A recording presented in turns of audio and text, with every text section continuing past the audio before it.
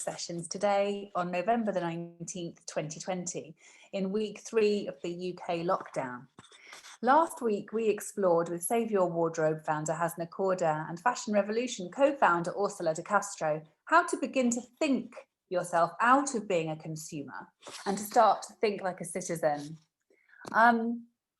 It was a lively discussion that ultimately led us back to encouraging everyone to disengage from the noise of the fashion industry, encouraging that fashion fix, and to take responsibility for our choices and the way we use and care for our clothes. Today, we're taking that one step further with Professor Dr. Kate Fletcher, who, with her extensive work in the field of sustainability and fashion, knows exactly how we need to act differently to become fashion citizens. I absolutely love talking to Kate, and you will love listening. She's changed my whole outlook in one conversation, and hopefully yours will too. So, having accepted we have to change, today we're looking at how to be the change. How does a citizen act? This session will last 1 hour, so let's get started. My name's Melanie Rickey. I'm a fashion journalist who's passionate about sharing the message to those still engaging with fast fashion and throwaway culture that we have to make a radical change and become users of clothes rather than just buyers and discarders. And we have to start now. We really can show this audience there's a fun, engaging and easy way to make better choices by starting with small steps. With us today, we have Hasna Kourda, the founder of Save Your Wardrobe, the tech startup that allows you to keep your wardrobe in your pocket, enabling connection to services that help citizens make more conscious fashion choices and get huge and stylish satisfaction from using their clothes. Hasna will share the inspiration for Save Your Wardrobe and tell us how, by utilising the simple tools in the app, we can learn how to be more sustainable by following the 12 steps to fashion citizenship. Dr. Kate and Hasna will also be sharing with us how acting like a citizen can change our lives and what it means in theirs. After we hear from them, we invite you to join in. You can go to participants and the raise hand button to ask questions and share your own stories, how you want to make change. And as we adore fashion, we would always love to hear your stories about how you're using a favourite item in your wardrobe. And if you have it to hand, even better. So first of all, before we talk with Kate, we'll hear from Hasna. Hello, Hasna. It's very good to see you. Hi, good to see you. Good to see everyone. Welcome. We were chatting just before the session, and you have just received a second more in-depth report as a result of a collaboration you're doing with the University of Glasgow. Which is called Digitalizing Sustainable Clothing Consumption. And I believe it's being published at the end of the year, and that you have some exclusive insights into what has come from that report. And also that report chimes very closely with Dr. Kate's work. Exactly. So just to give an overview and a bit of background about Save Your Wardrobe for those who are joining us and maybe never heard about Save Your Wardrobe. So we are a digital wardrobe management platform. We connect our users to the content of their wardrobe, and we help them extend the life of their garment through an ecosystem of services such as repairs, alteration, eco-friendly dry cleaning, donation, anything that would help divert items and clothing from landfill. So it's a user-facing mobile app. And in the back end, we support also small businesses with digital transformation. So I invite you to have a look at the app if you didn't get the chance to do it prior. And actually, to build the proposition, we met 3 years ago now, the University of Glasgow team, so Professor Deirdre Shaw and Dr. Kate Duffy, and straight away we started by analyzing the patterns of consumption of our beta testers with traditional management of their wardrobe without any digital tool or access to an aggregated ecosystem of services. And we've realized at that time, that first initial report was released in the beginning of 2019. And the overwhelming conclusion was how consumption was triggering massive and genuine anxiety and that was related to behaviors that people wanted to change. And we will go a little bit deeper, I think, during this meeting, talking about the gap between attitudes and actual behaviors. And yeah, I'm very, very excited to have Dr. Kate Fletcher with us today, that work aggregates a little bit this vision, this macro vision, into what we are able as well to see at Save Your Wardrobe from a consumer perspective. Thank you, Hasna. One of the things you were quite excited about in the reading of the report that's coming was the gap between the attitudes and the behaviours of people was lessening. Exactly. That's extremely interesting. Can you tell us a bit more about that? Yeah, so the preliminary research showed that people were genuinely interested in the subject of sustainability, and this was, please keep in mind, just last year, right? Genuinely interested in the sustainability, but then admitting that in their day-to-day life, they were buying from fast fashion brands, buying online more than they would ever wear. And there was a kind of realization of this overconsumption, but no action was taken. And so that gap was existing last year.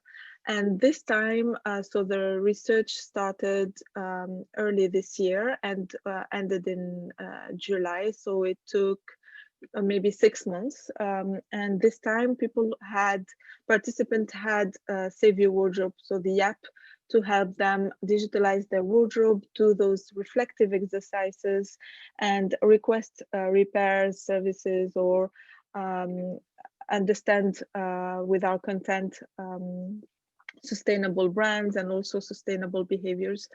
And this particular occurrence, we realized that not only people were realizing how wasteful their consumption is, but they are taking action and they are committing to those resolutions to lessen that gap between their attitudes and their behavior. So that shows how there is a shift in behaviors and consumption.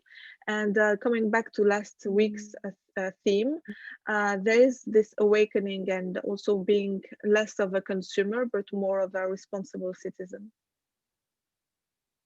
You also mentioned people being less impulsive in time and putting personal commitment behind what they were doing, which was a big difference to what the first research you saw. Yeah, exactly. That's really encouraging. Yeah, absolutely. I'm fascinated by the change in behavior.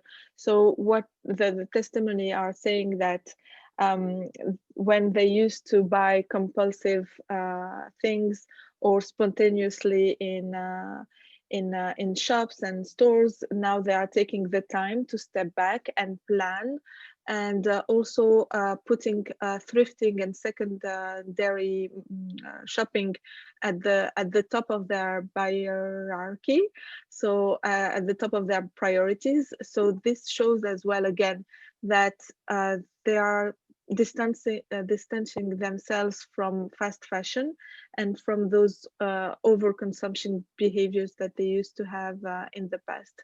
And it shows that there is a real commitment to the emergency that is the climate change, and how people really need that support and are expecting more from brands, but also expecting more from their peers as well. So that's extremely fascinating.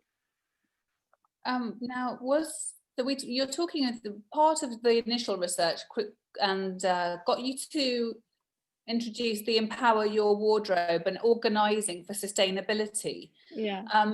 What kind of activities have you noticed people taking part in? How do people organise for sustainability? So, sorry, I missed that part. Within your ecosystem, how are they using the tools? So that was actually really also another fascinating thing, is we create an ecosystem of services, and part of it is repairs. So we promote companies that offer repairs and tailoring and alterations. and we talk about them and we introduce what they are doing and how they work, how it works, and users have the capacity to request those services. And what we've noticed is that they are educate themselves about the importance of repair, and they are even taking a step further into wanting to upskill themselves and do things by themselves. And we had an overwhelming request or feedback that we had to, not we had to, but we saw that there was a big need for a new section in the app we called Empower Your Wardrobe, where we connect them to classes, to content that promotes upskilling.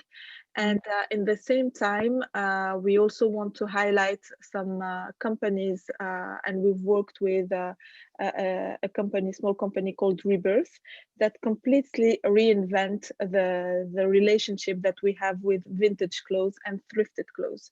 It's not really based on new things, but it's based on this kind of exclusive ownership that is personalized, and it's actually the next trend, if I can say trend, even though it's, but yeah, it's actually the next thing that younger generation will look into, different ways of defining ownership. That's really interesting. Now, you're talking specifically. Has a lot of your research focused on Gen Z, or is your age range wider in the research? Yeah.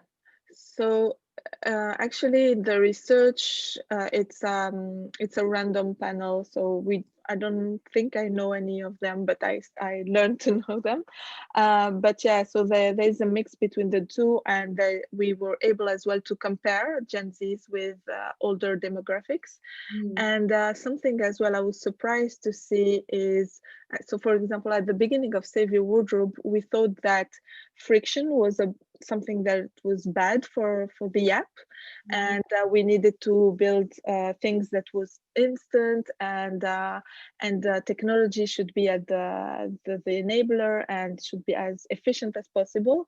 But the Gen Z were taking the time and requesting that friction moment to do that exercise of reflection and investing their time. And the other thing as well I've realized in comparison with Gen Z, so between 18 and 24 and older generation, is the way they curate content in the app.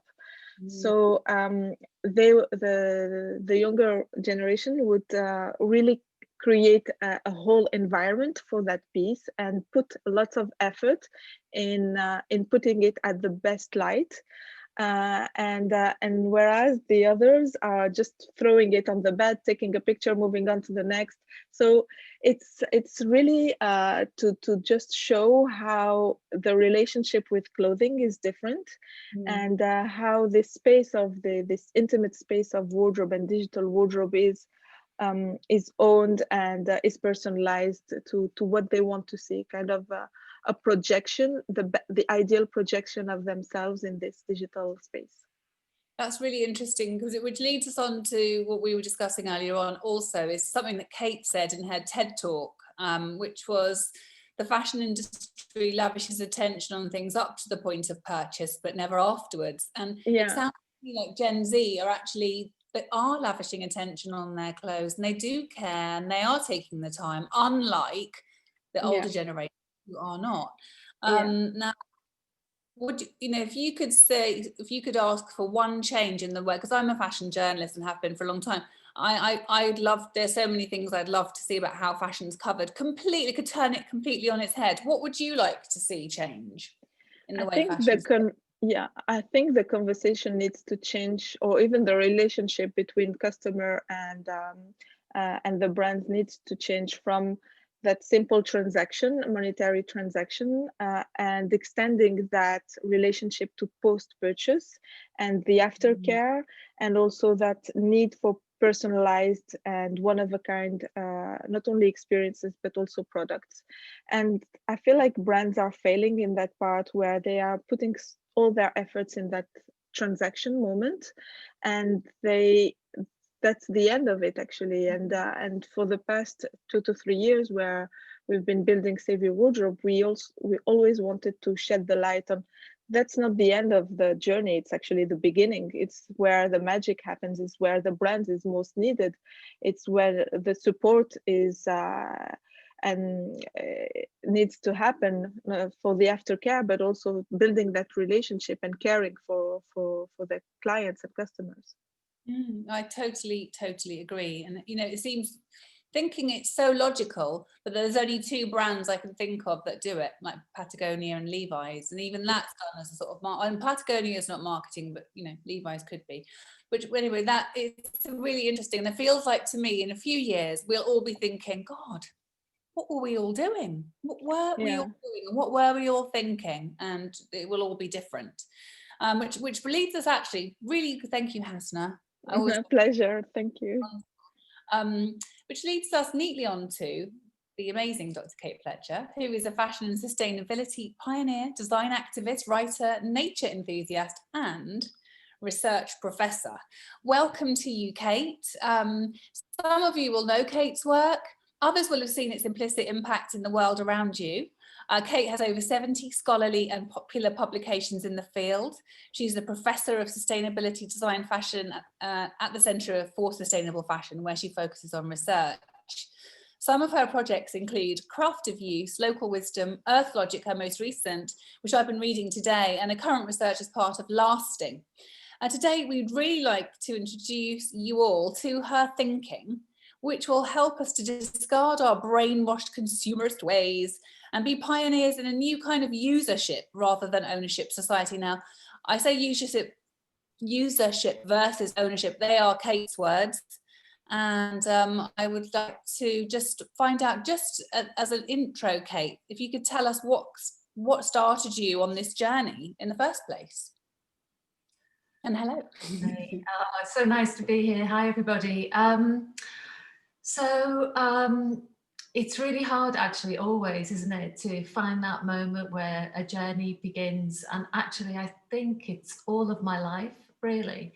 So I grew up in inner city Liverpool in the period where, you know, Margaret Thatcher was doing her thing and where she decided to put the city and by extension, all the people into a state of managed decline. Basically, the government in the UK washed its hands of the city that I grew up in and all of the people. And maybe at that moment, I realized that something had to change and there was an activist spark within me about what that might be. And when I was young, I grew up making things. I'm from a family where my grandmother, for example, sewed clothes in a factory, and I'm from a family of makers, people who fix things because money is tight. And I grew up doing that. I didn't grow up in any way surrounded by nature. In fact, there was not a tree in sight from where the part of Liverpool that I lived in. And yet there's a sense, I think, that I have when I am in nature or in an environment where there's a deeper and maybe different sort of understanding about how we should live. And so ends up things getting laid over together, and here I am today, like pretty much 30 years on, working still in fashion and sustainability and trying to work at the edges of it, trying to push what it is when we put things together in new ways, when we begin to ask the questions that we need to ask, which are essential for our survival. Thank you, Kate. Now, you've got such a large body of work, so I thought today would be a really great opportunity for people just to you know, have that their own eureka moment from you. And now, just, you know, there was a big article in the FT at the weekend talking about the word sustainability in and of itself meaning very little or less and less because so many people are using it. Sustainability is a supposed hot topic. Ugh, you know, I'm using those words for a reason. But the truth is things are actually getting worse, aren't they? Clothing sales are up, apart from outside of the corona. Well, actually, ASOS's sales quadrupled during corona. But, you know, clothes are getting cheaper. Sales are still going up. It's not changing that much. And in your work, you've isolated the remedy for this. Can you talk us through usership versus ownership and the craft of use? Yeah, maybe as I do, can I take a tour around some of the things you just talked about, because they all seem really important. So in a rather circuitous journey, to begin with the word sustainability. So, well, my feeling about it is that it's good enough, because if we didn't have that one, we'd have another one, and we'd probably get fed up with that too. We'd probably think that it was ambiguous, that it wasn't doing a job. I'm not so interested in the word, but I'm much more interested to the practices, the activities to which the word points. What is that word a handler for? And so ultimately what we need to talk about is action and the sorts of things that we can do to foster change. So that word, or a word that describes the things that we need to do, is what we're all in it for. We're all sort of talking about. And I think over time, so I've been working in this field long enough for it to have been called like loads of different things. It was called like green fashion for a while, and then it was called eco fashion, and then it was called something else. And, you know, so it's sort of progressed, but ultimately what we see is that we're standing here for questions about the earth, about planetary boundaries, about social inequality. We're beginning to draw together these points, and we're doing that through a dressed body. We're understanding what it means to be dressed in this space, and there are lots of radical interconnections as a result of it.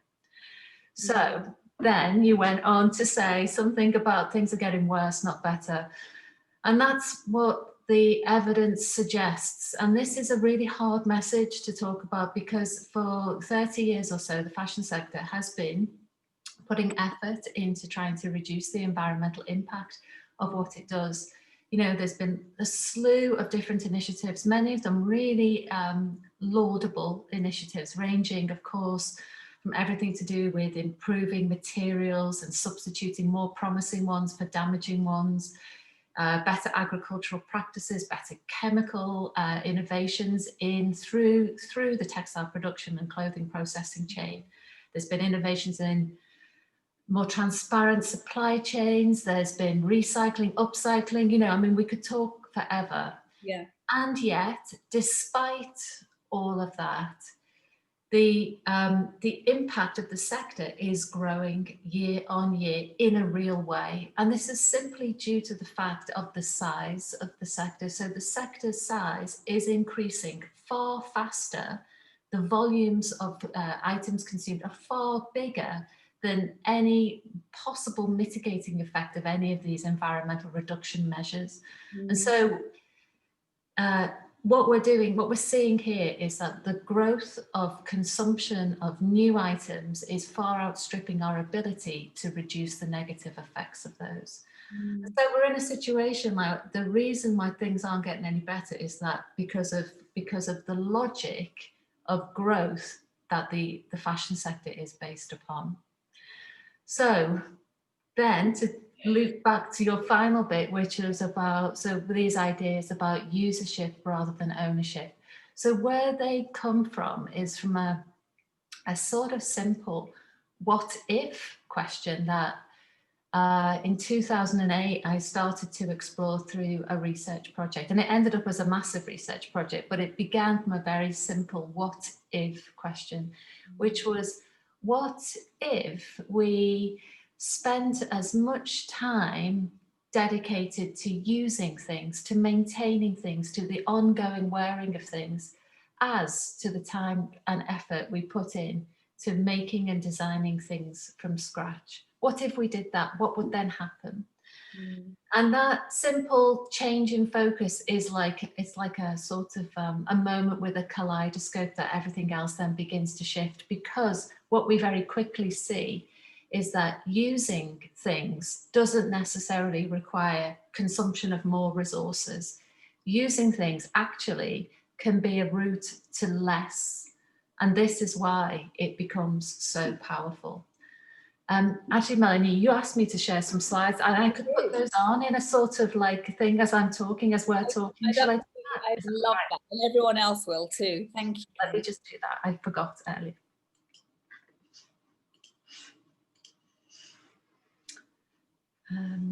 Okay.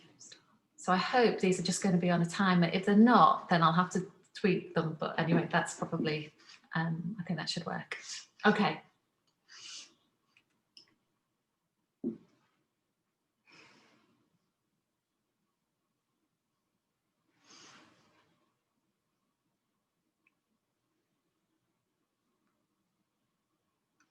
Do you want to ask me your next question? Yes, sorry about that, darling. Yes, so can you please talk us through your craft of you stories and what you've learned about how we all need to act differently? Oh, there are so many. So all of these images that you're seeing are all ones that I recorded. So these are just members of the public in 19 different locations spread across 3 continents.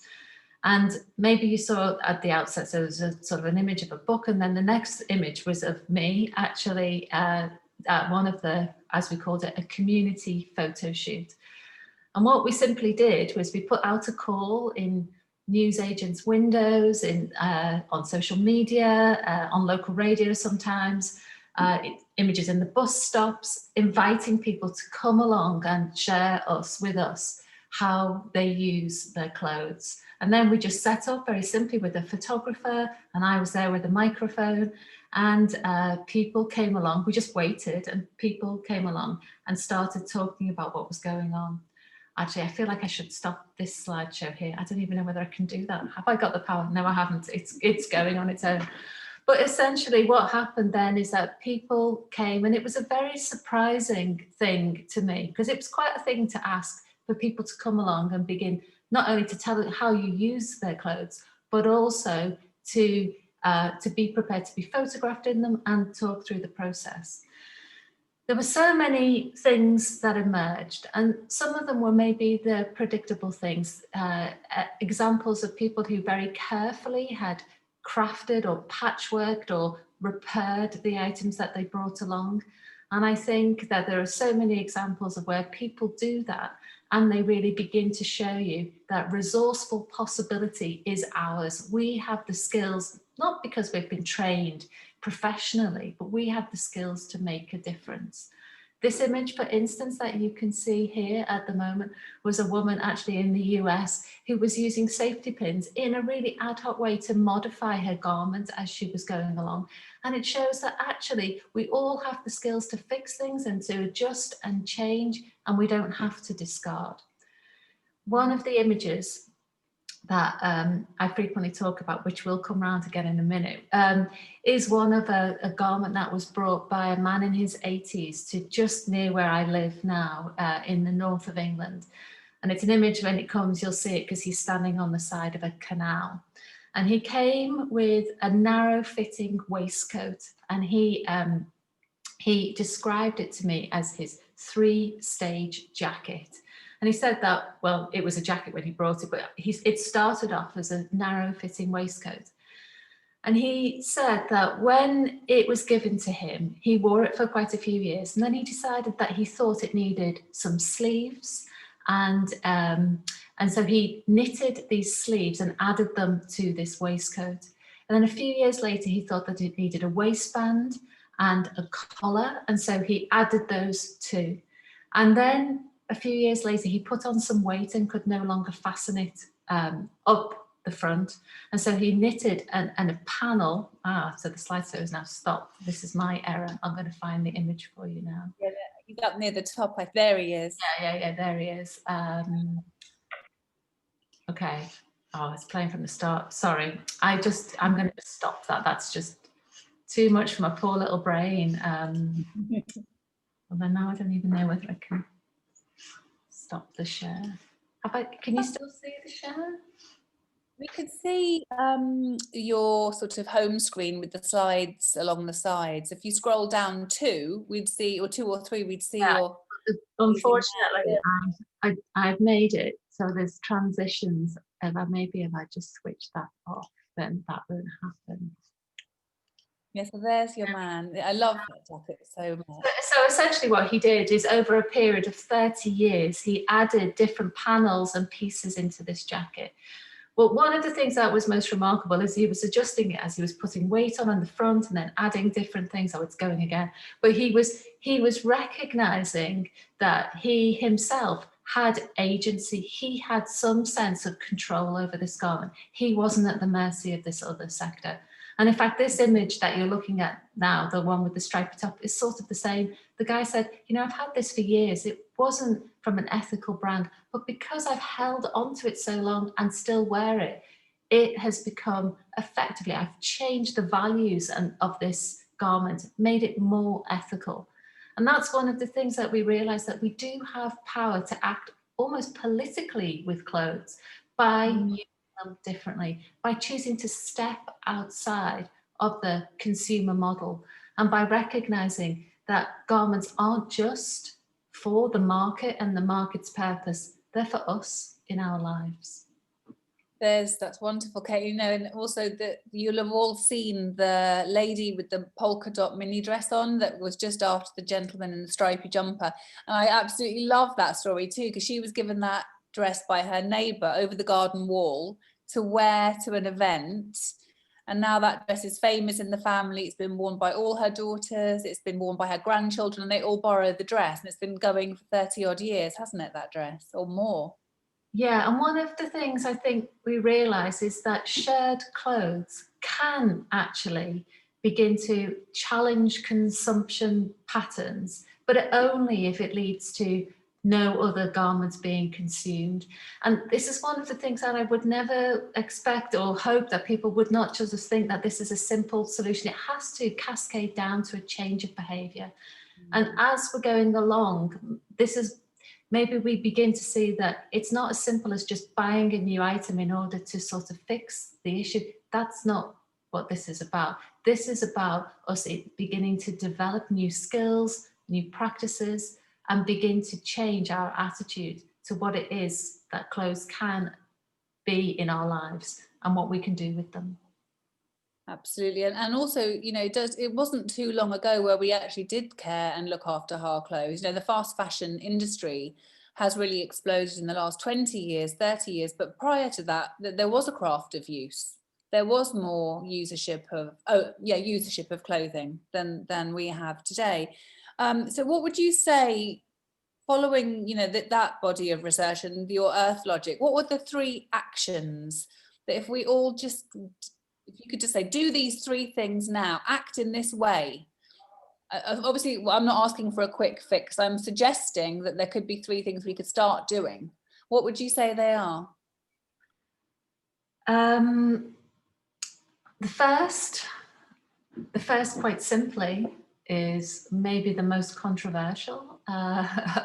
It's to embrace less. So to recognise that our ecosystems are under threat, and that there is no way that we can continue to grow the sector, the fashion sector, and as consumers, our wardrobes. And actually what we need to be doing is to moving to a situation of less. It's not, of course, an easy path, especially a narrative like less, which sits in contradiction with pretty much every narrative within the culture of comfort that is predominant in the West. But it's an imperative. So that would maybe be the first one. Maybe another link to that is about regard, about a sense of noticing and valuing and recognizing and appreciating. That also feels increasingly important. And then maybe there's so many other things, but maybe another one that I would pick would be around diversity. And that unfolds in lots of different ways, in the sense of more plural ideas about who matters within fashion and what it means when we can maybe get a really truly diverse crew to make decisions. And I think that if we had a diverse crew making decisions about fashion, entirely different sorts of sectors would emerge. But also diversity in terms of garments. At the moment, it's pretty much a monoculture of ideas that's represented in what's offered. And also within that, a monoculture of thoughts about what fashion can be. If fashion could be more diverse in terms of place, maybe, in terms of what it looked like, what it was for, who was involved, then maybe there would begin to be really radical change.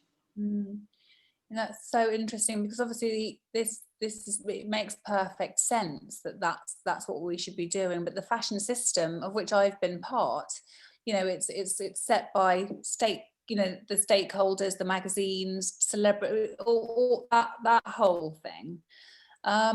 It's a hard thing to break down for young people, some young people, to understand that isn't, they're all being brainwashed into a system that tells them they need to own this thing and they need to wear it once, and that whole thing, which seems so insane. So how would you apply those things to somebody who was on Instagram 24 hours a day wanting to wear something from a high street shop? I mean, how do you start to begin that conversation? Perhaps one of the things that, I mean, it's obviously it's a big old conversation, and there are so many people who, you know, we need to bring together. Maybe all of the people on the call here have got better ideas than me, but it seems that today people have been sort of very narrowly directed in terms of their attention about what's useful, what is linked to well-being, what is associated with the sorts of things that matter. And I think maybe a broader conversation about things like that could be the beginning. I think when we look at, for example, at studies about happiness, and there are all these sort of meta-analyses of all of the various psychological studies that have been done, and to a fault, they all say that there is no correlation between more stuff and happiness. I mean, I think people sort of knew that anyway, but then they go further and they say that a materialistic outlook itself is extraordinarily damaging, and it's correlated with higher levels of antidepressant use, with having fewer friends, and so you see that it's damaging us not only in terms of like the planetary impacts, which of course are colossal, it's also undermining what it is to be human. So it's like this, you know, we're putting, it's sort of like self-flagellation sometimes, it seems.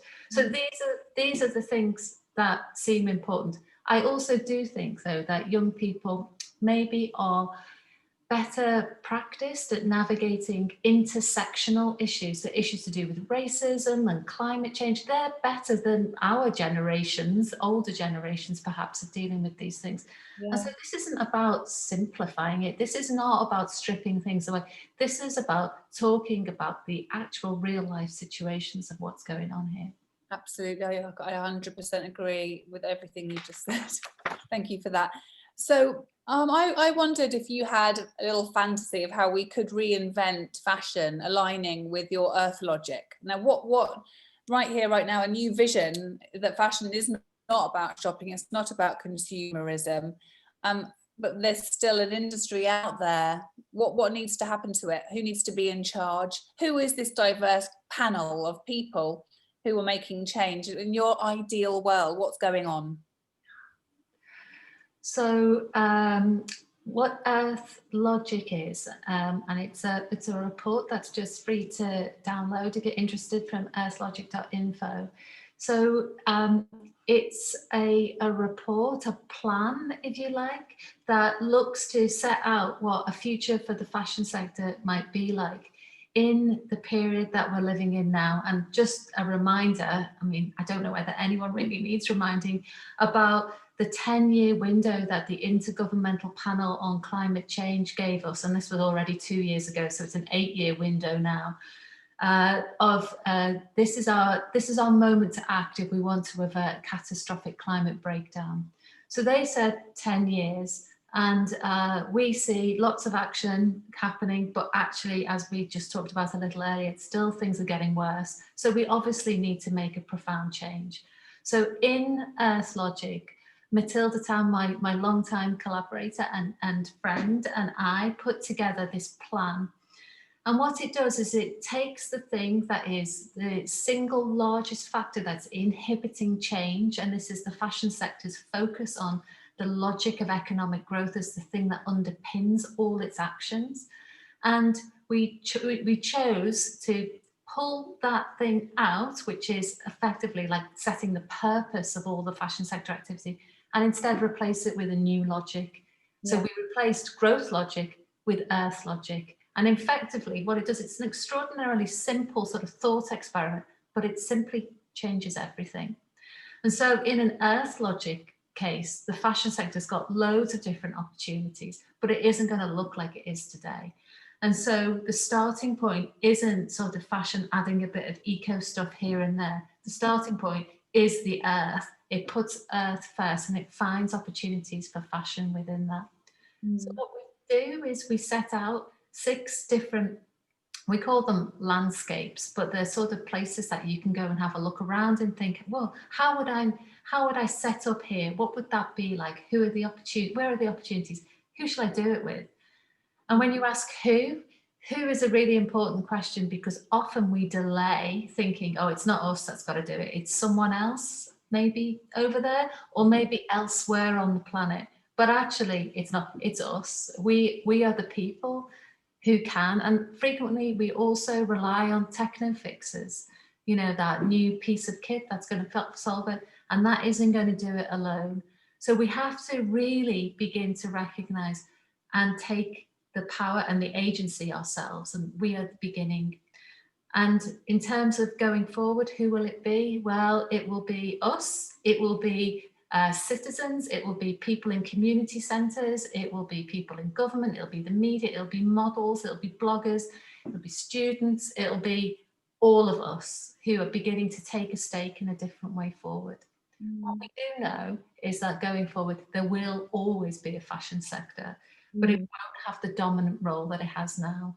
And so all of the other roles, the things that are going to happen in your local laundrette or wherever it is, they will become significant and to be celebrated. So if we, I mean, I've been reading Earth Logic today, but I need to have much more face time with it. But if we all read it, would we come away with it feeling like we know what to do? Or would it give us the feeling that we have changed our mindset? Or is it a bit of both? Oh, it's both. Yeah, I hope so. So the idea is that it would provide like a vision, which I think it does. There's a real sense of urgency through it. And also it has this thing which sometimes reports are really lacking, which is it shows you what you can do anywhere specifically. It talks about things that are already happening. It's small things, it's big things. There are ideas in there like, we need a languaging ombudsman, she says, struggling to even say ombudsman, is that right? Where this person would take care of the sorts of language that we use and check that it is what we mean.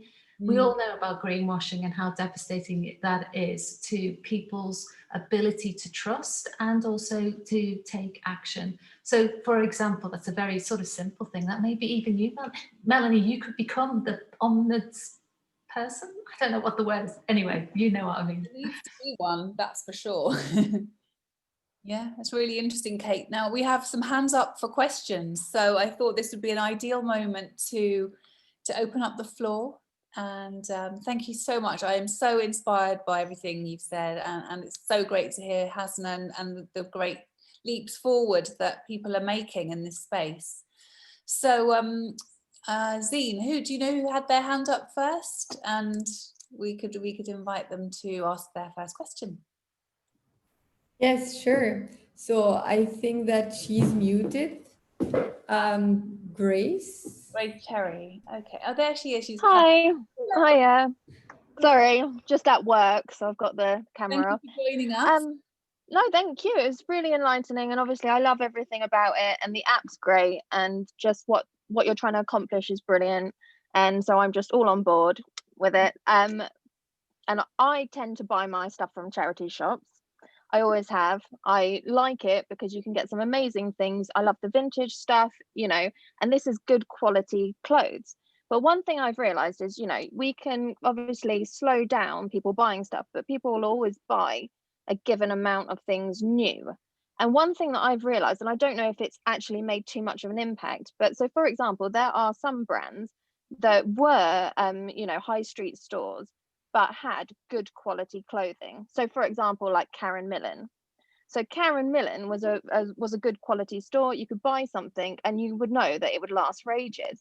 But one thing that obviously, so I realized this a little while ago, that Karen Millen was then taken over by Boohoo.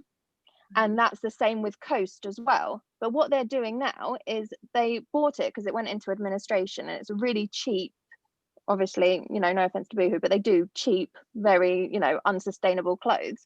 And what they're doing now is you're finding that all of these fast fashion industries are buying out, like, you know, relatively good shops that have gone into administration, and then so people are still buying from them because they're using their name and expecting the same quality that was previously given. And I know obviously it's not the biggest thing, but I wanted to know if you guys felt that was possibly impacting it, because as well, it's not only Karen Millen, there's like Coast, there's like other brands that have just been taken over.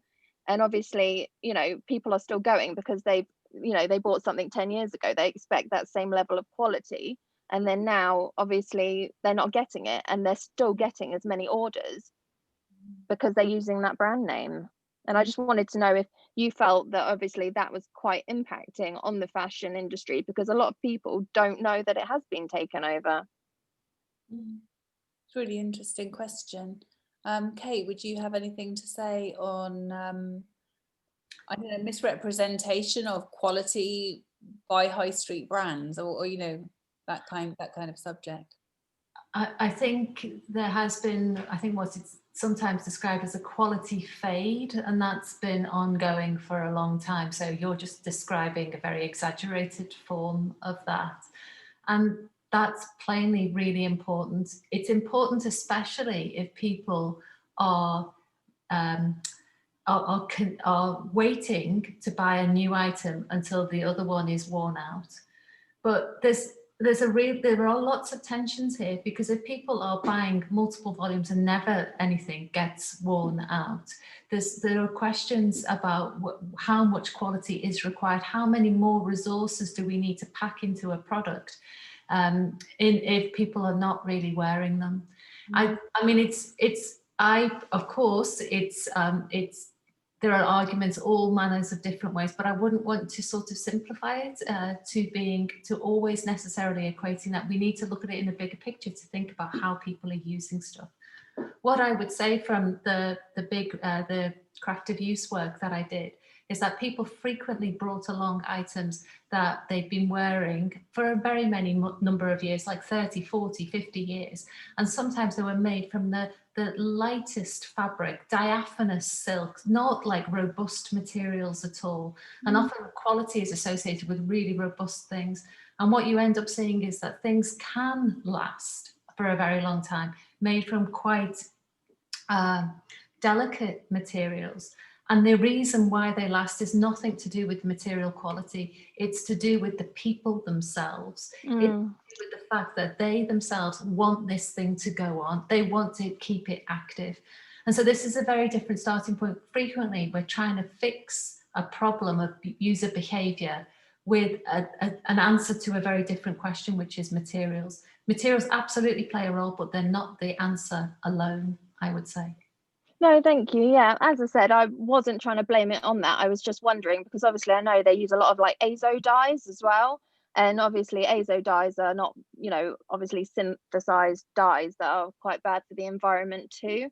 And so I just wondered if that kind of, obviously, as you said, I completely agree with you that it's down to consumerism that bases it on that. But then obviously is there like a misunderstanding or a lack of understanding from the people that are acting as consumers in the first place as well, considering that, you know, they would think that actually, oh, this is from what, you know, where I bought it from before, it's great. And then obviously having that kind of, oh no, it's not. But yeah, no, thank you so much. I really appreciate that. Thank you. Thank you, Grace. We also have a question, I think, from Donna Malone. Donna, would you like to ask your question? Hi, yeah, thank you. I'm a recovering designer from the industry. I'm now a second-year PhD researcher at Carnegie Mellon, and I'm studying pathways towards transitions towards sustainable fashion. And I am looking at upcycling as one of my methods of doing that. And I'm also a upcycler myself.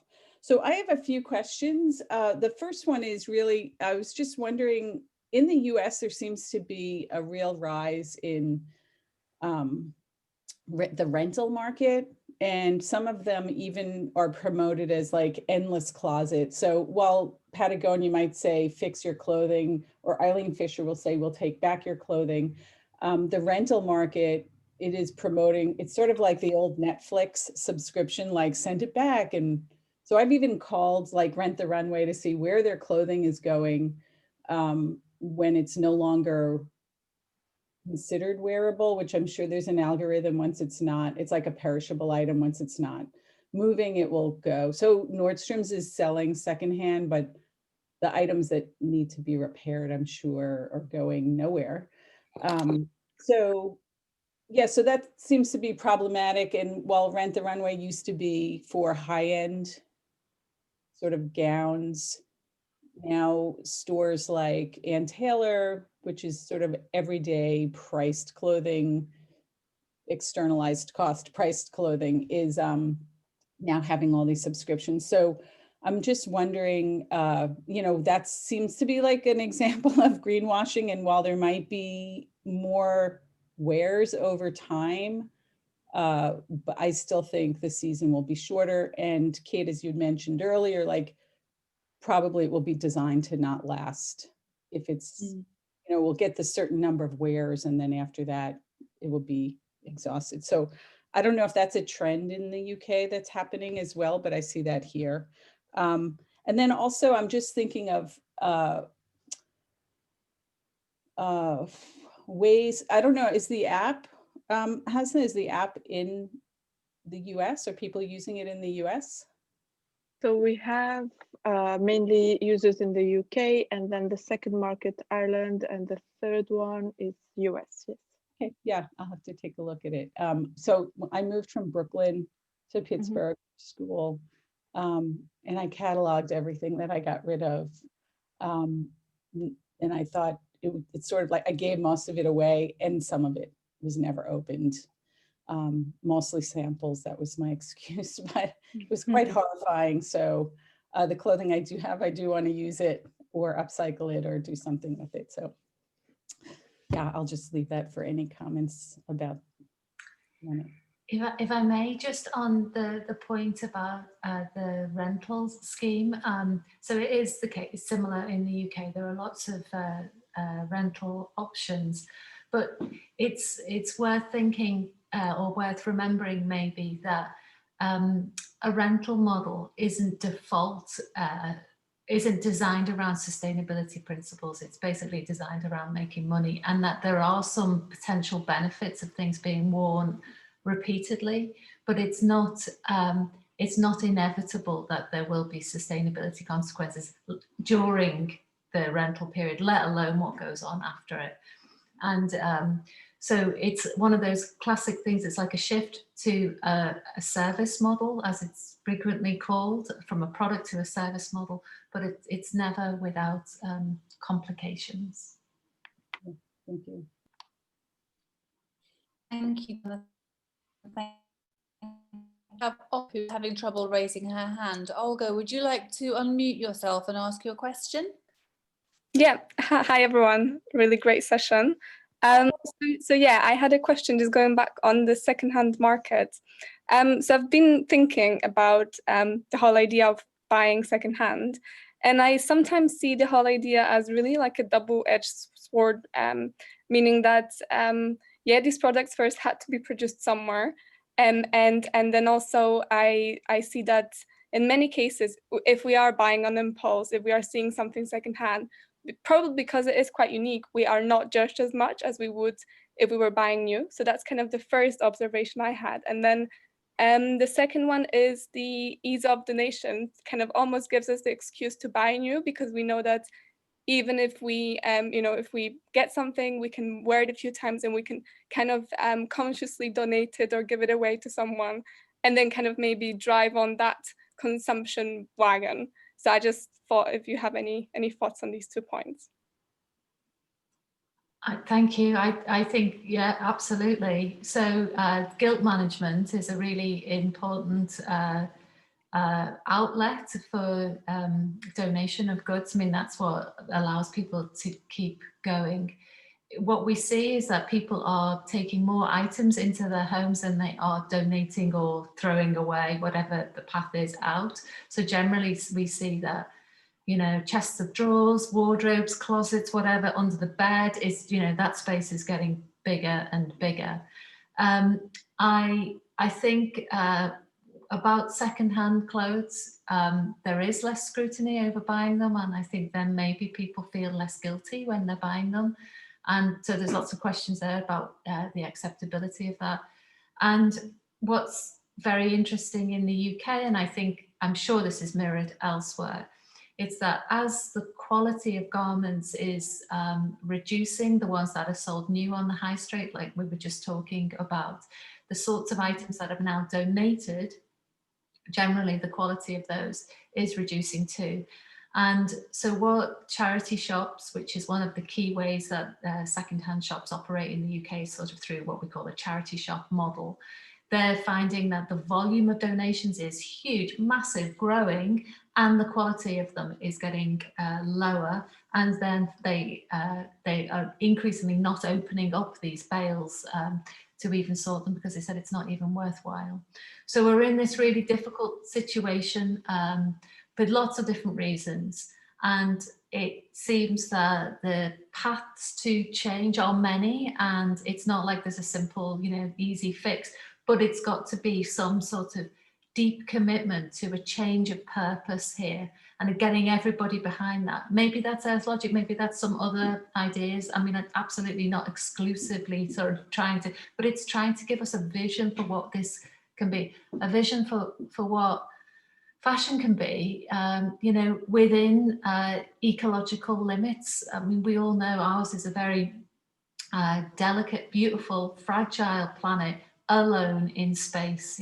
From the 1960s on, we've seen how alone we are. This is what we've got, and we've got to take care of it. It's very true. Kate, that's beautiful. We have actually reached 2 o'clock, but there's one more question. Is that okay? Yeah. Rachel Taylor, unmute yourself and ask a question. Is she there? See if she'll unmute. How to word it and to word it. So Kate's work, amazing as always. I'm a fan, but also I think there's so much truth in what you say, and I think some of the key things of what I've learned from your work is how you talk about growth in marketplaces, and the fashion that exists outside of that. And sometimes in my own experience of research of sustainability, what I've kind of see evolve a lot is like consumption is a mindset. As much as it's an attitude, it is a mindset, whether that's digital consumption of digital fashion or whether that's physical consumption. But also, maybe I wonder, Kate, what your thoughts are on this. Do you think some of the issues is sometimes what happens with sustainability and what has happened? And I understand that, fashion is an industry and it is a market, and people do have jobs and they have to sustain their livelihood.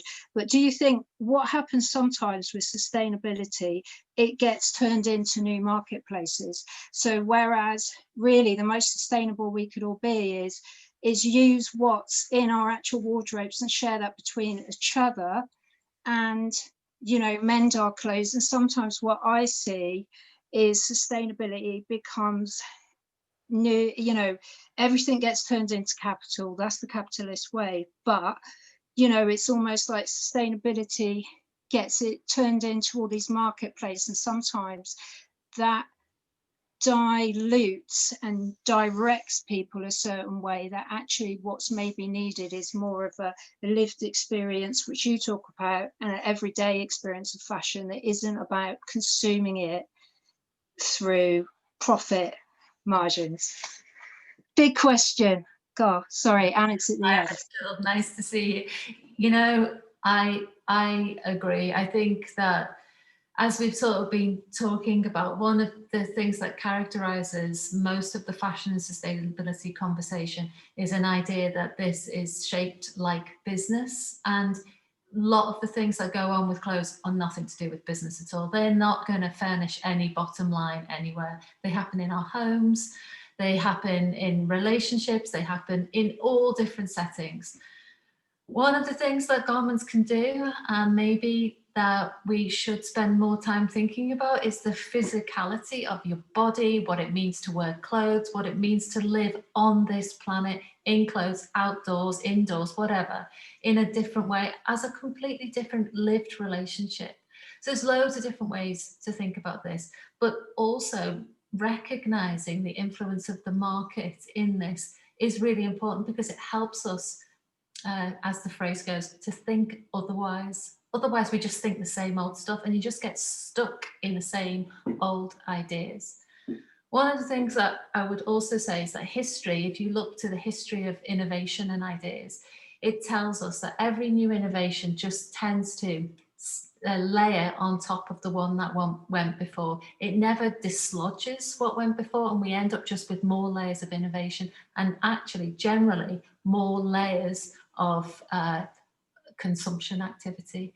And so if we're really serious about what we're doing here, we have to think in big, long-term, historical, lots of different ways, and have these sorts of conversations at like lunchtime on is it Thursday? On a Thursday, yeah. You know, I mean, that's what we have to do. We have to. I don't know whether you saw, my son just came home from school in the middle of this. You know, this is what it's about. This is the sort of life that we live. Messy, but real. Okay, thank you so much. You're an incredible teacher, and I'm sure that every single person here this afternoon at 2 o'clock on a Thursday are feeling much more positive and, you know, galvanized to make these changes.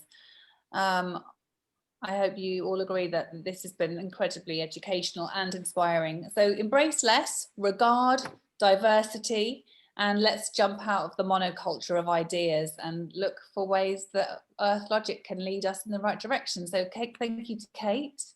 Thank you so much to Hasna, and it's been really fascinating.